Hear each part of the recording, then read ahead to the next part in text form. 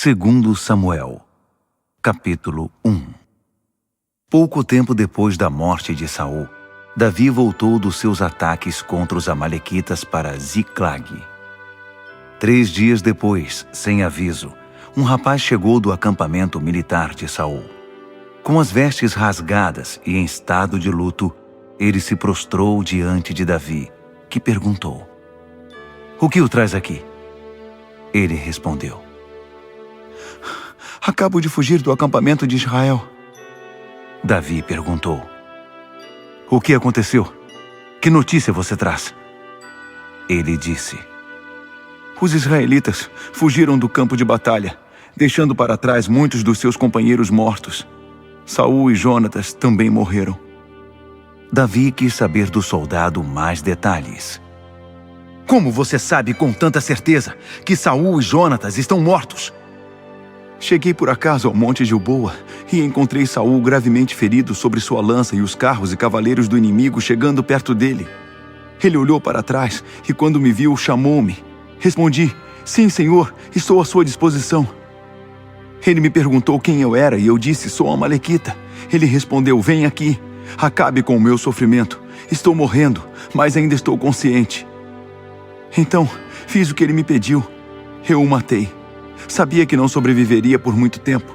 Tirei a coroa e o bracelete dele e os trouxe para o meu senhor. Aqui estão." Em sinal de luto, Davi rasgou a própria roupa. Todos os que estavam com ele fizeram o mesmo. Eles choraram e jejuaram o restante do dia, em sinal de luto pela morte de Saul e de seu filho Jonatas, pelo exército do Eterno e pela nação de Israel, vítimas de uma batalha mal sucedida. Depois, Davi disse ao jovem soldado que trouxera a notícia: "Quem é você mesmo?" "Sou filho de um estrangeiro. Sou amalequita." Davi disse: "Quer dizer que você não hesitou em matar o ungido do Eterno?" No mesmo instante, ele deu ordens a um dos seus soldados: "Mate-o!" O soldado desferiu um golpe contra o rapaz e ele morreu. Davi declarou: "Você mesmo pediu isso. Você mesmo pronunciou a sua sentença de morte quando disse que tinha matado o ungido do Eterno." Em seguida, Davi cantou este lamento sobre Saul e seu filho Jonatas. Também deu ordens para que todos em Judá memorizassem o lamento. Ele pode ser lido no livro de Jazar. Oh, as gazelas de Israel, feridas estão sobre os montes. Os poderosos guerreiros caíram. Não anuncie isto na cidade de Gate. Não divulgue nas ruas de Ascalon, para que as filhas dos filisteus não tenham mais um motivo para celebrar. Não haja mais orvalho nem chuva sobre vocês, ó montes de Gilboa, e nenhuma gota de água em suas fontes e nascentes, pois ali os escudos dos guerreiros foram arrastados no barro. O escudo de Saul ficou ali, apodrecendo. O arco de Jonatas era ousado. Quanto maior o inimigo, mais sangrenta a derrota. Destemida era a espada de Saul. Quando desembainhada, nada a detinha. Saul e Jonatas, muito amados e admirados, unidos na vida, unidos na morte. Eram mais velozes que as águias, mais fortes que os leões. Chorem por Saul, mulheres de Israel. Ele vestia vocês com finas vestes de linho e seda. Não economizava para mantê-las elegantes. Os heróis de guerra, caídos no meio da batalha. Jonatas, ferido sobre os montes. Ah, querido irmão Jonatas, estou triste pela sua morte. Sua amizade foi um milagre surpreendente, amável muito além de todos os que conheci ou imaginava conhecer. Os heróis de guerra estão caídos. As armas de guerra foram despedaçadas. Segundo Samuel, capítulo 2. Depois disso, Davi orou. Ele perguntou ao Eterno: "Devo mudar para uma das cidades de Judá?" O Eterno respondeu: "Sim, vá." Davi perguntou: para qual cidade? Deus disse: para Hebrom. Assim Davi mudou-se para Hebrom com suas 2 esposas, Ainoã de Jezreel e Abigail, viúva de Nabal do Carmelo. Os homens de Davi com suas famílias também foram com ele e se estabeleceram em Hebrom e seus arredores. Os moradores de Judá vieram a Hebrom e ali mesmo proclamaram Davi rei sobre os clãs de Judá. Disseram a Davi que foram os homens de Jabes de Gileade que tinham dado um sepultamento digno a Saul. Davi enviou mensageiros aos homens de Jabes de Gileade, dizendo: o Eterno abençoe vocês pelo que fizeram, por honrarem o seu senhor Saul com esse funeral. Que o Eterno seja leal e fiel a vocês. Eu também farei o mesmo. Serei generoso como vocês. Sejam fortes e façam o que deve ser feito. Saul, senhor de vocês, está morto. Os moradores de Judá me constituíram rei sobre eles. Enquanto isso, Abner, filho de Ner, comandante do exército de Saul, levou Isbosete, filho de Saul, para Maanaim e o proclamou rei sobre Gileade, Azer, Jezreel, Efraim e Benjamim, isto é, rei sobre todo o Israel. Isbosete, filho de Saul, tinha 40 anos de idade quando começou a reinar sobre Israel. Ele reinou apenas 2 anos. Mas o povo de Judá permaneceu leal a Davi. Em Hebrom, Davi reinou sobre o povo de Judá 7 anos e meio. Certo dia, Abner, filho de Ner, partiu de Maanaim para Gibeon com os soldados de Isbosete, filho de Saul. Joabe, filho de Zeruia, e os soldados de Davi também partiram. Eles se encontraram no açude de Gibeon. As tropas de Abner ficaram de um lado e as de Joabe do outro lado do açude. Abner desafiou Joabe. Apresente seus melhores soldados. Vamos vê-los lutar. Joabe respondeu: Tudo bem, estou de acordo. Então 12 benjamitas de Isbosete, filho de Saul, e 12 soldados de Davi se prepararam para lutar. Cada um agarrou a cabeça do adversário e fincou a espada nele. Todos caíram mortos de uma só vez. Por isso aquele lugar é chamado Eucate Razurim, campo da carnificina. Fica ali mesmo, em Gibeon. A batalha se intensificou durante todo o dia. Abner e os homens de Israel foram esmagados pelos homens de Davi. Os 3 filhos de Zeruia estavam lá: Joabe, Abisai e Azael. Azael, veloz como um antílope em campo aberto, perseguiu Abner, sempre em seu encalço. Abner olhou para trás e perguntou: É você, Azael? Ele respondeu: Sou eu mesmo. Abner disse: Desista de mim. Escolha outro que você tenha chance de ferir para ficar com as suas armas. Mas Azael não desistiu. Abner tentou mais uma vez. Volte! Não me obrigue a matar você! Como vou enfrentar seu irmão Joabe? Como ele não desistia, Abner parou, virou para trás e enfiou a lança na barriga de Azael com tanta força que ela saiu pelas costas. Azael caiu morto no chão. Todos os que chegavam ao local em que Azael estava caído paravam. Mas Joabe e Abisai continuaram perseguindo Abner. Ao pôr do sol, chegaram à colina de Amá, em frente de Gia, na estrada que sai para Gibeon. Os benjamitas ficaram do lado de Abner, estrategicamente organizados sobre a colina. Abner gritou para Joabe: Vamos continuar matando uns aos outros? Não sabe que isso só vai provocar mais amargura? Até quando vai permitir que seus homens persigam seus irmãos? Joabe respondeu: Assim como Deus vive, se você não tivesse falado nada, teríamos continuado a perseguição até de manhã. Dito isto, ele tocou a trombeta e todo o exército de Judá parou. Eles desistiram de perseguir Israel e puseram fim à guerra. Abner e seus soldados marcharam a noite inteira pelo vale da Arabá. Atravessaram o Jordão e, depois de marchar toda a manhã, chegaram a Maanaim. Depois de voltar da perseguição de Abner, Joabe fez a contagem do seu efetivo. Além de Asael, estavam faltando 19 soldados de Davi. Os soldados de Davi tinham ferido e matado 360 soldados de Abner, todos benjamitas. O corpo de Asael foi trazido e sepultado no túmulo da família em Belém. Joabe e seus soldados marcharam toda a noite e chegaram a Hebrom ao amanhecer. 2 Samuel, capítulo 3.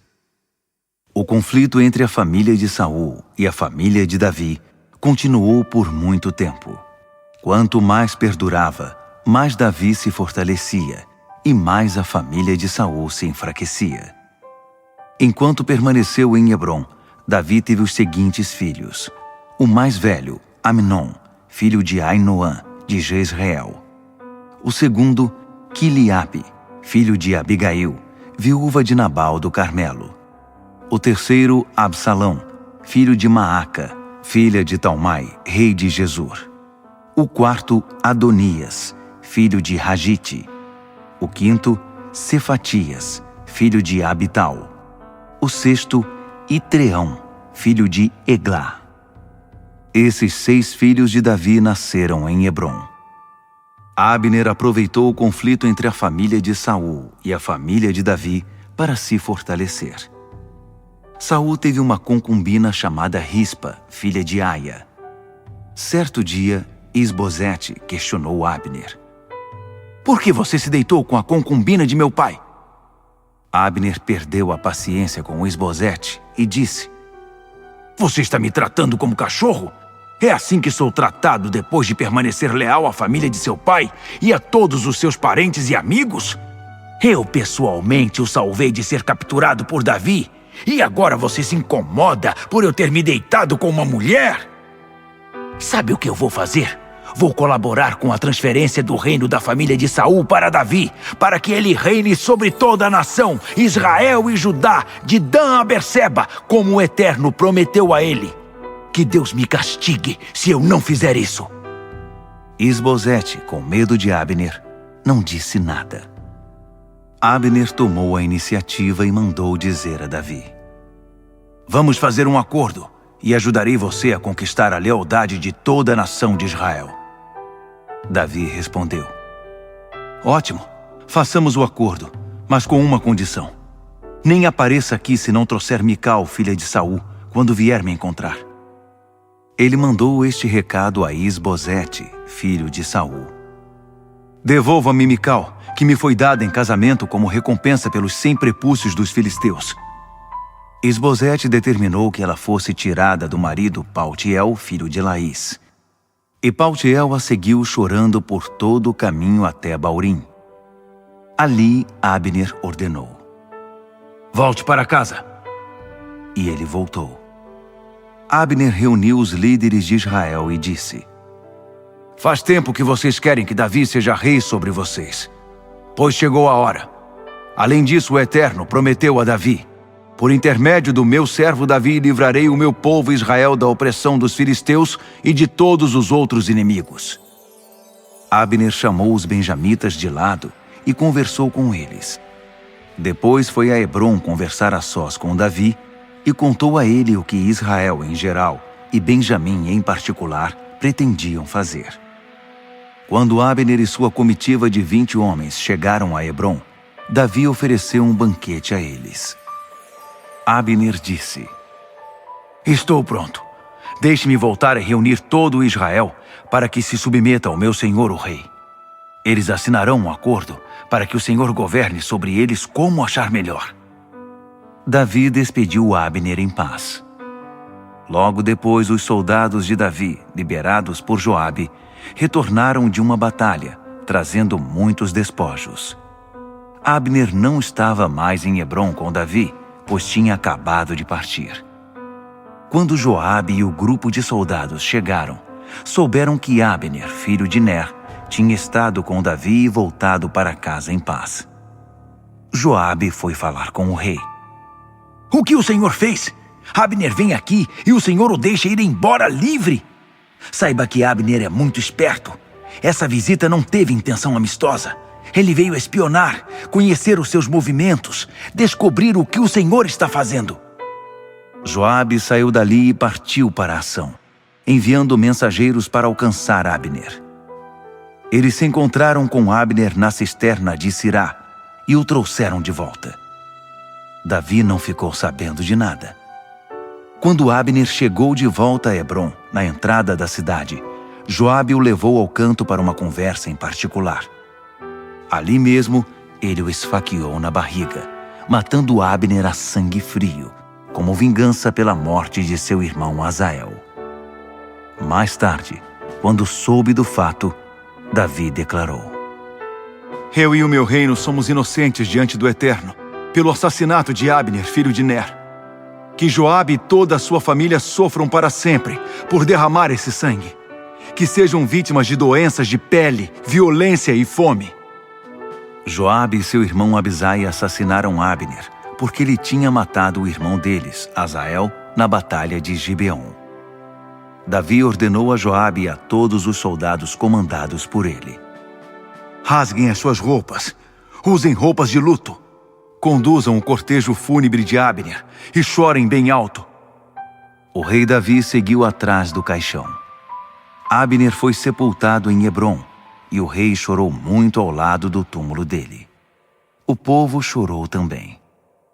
Então o rei entoou este tributo a Abner: Como pode ser isso? Abner morto como indigente. Você era um homem livre, livre para ir e fazer o que quisesse. Você caiu como uma vítima de briga de rua. O povo agora chorava incontrolavelmente. Depois do funeral, todos insistiam com Davi para que comesse alguma coisa antes do anoitecer. Mas Davi fez este juramento: Deus, ajuda-me para que eu não prove uma única migalha de pão ou qualquer outra coisa antes do anoitecer. Todos os que estavam no funeral ouviram suas palavras e ficaram admirados. Aliás, tudo o que o rei fazia, o povo respeitava. Naquele dia, todos os habitantes de Israel ficaram sabendo que o rei não estava envolvido na morte de Abner, filho de Ner. O rei disse a seus servos: Percebem que hoje um príncipe e herói de guerra foi vítima de uma injustiça em Israel? Mas eu, embora sendo o rei ungido, não pude fazer nada para impedir. Os filhos de Zeruia são mais poderosos que eu. Que o Eterno retribua ao criminoso o crime cometido. 2 Samuel, capítulo 4.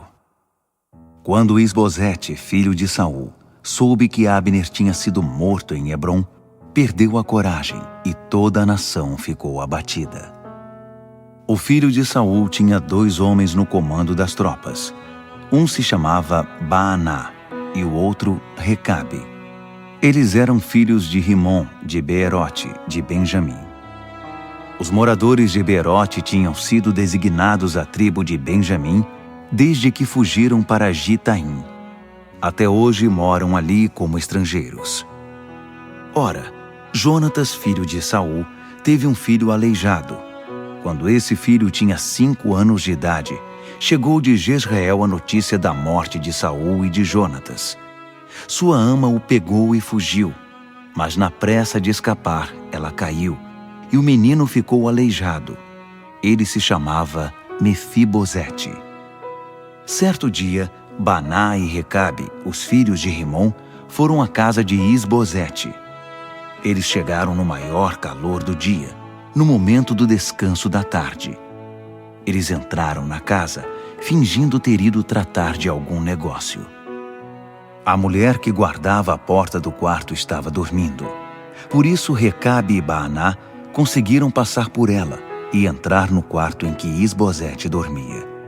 Eles o mataram e cortaram a cabeça dele, saindo com ela como se fosse um troféu. Eles viajaram a noite toda pelo caminho da Arabá. Eles trouxeram a cabeça de Isbosete a Davi em Hebrom, dizendo ao rei: Aqui está a cabeça de Isbosete, filho de Saul, seu inimigo. Ele queria matar você, mas o Eterno vingou o meu senhor, o rei. Hoje, ele vingou o senhor de Saul e de sua descendência. Mas Davi respondeu aos irmãos Recabe e Baaná, filhos de Rimom de Beerote: Assim como vive o Eterno, que me livrou de todas as minhas aflições, quando o mensageiro me trouxe a notícia da morte de Saul, achando que eu ficaria contente, eu o prendi e matei na mesma hora em Ziclag. Foi essa a recompensa dele pela suposta notícia. Agora vêm vocês aqui, homens perversos, dizendo que mataram um homem inocente a sangue frio, um homem que estava dormindo na própria cama. Não pensem que eu inocentarei vocês e que não os eliminarei. Dito isso, Davi deu ordens a seus soldados. Eles mataram os 2 homens, cortaram a cabeça e os pés deles e penduraram os corpos perto do açude de Hebrom. Mas levaram a cabeça de Isbosete e a enterraram no túmulo de Abner, em Hebrom.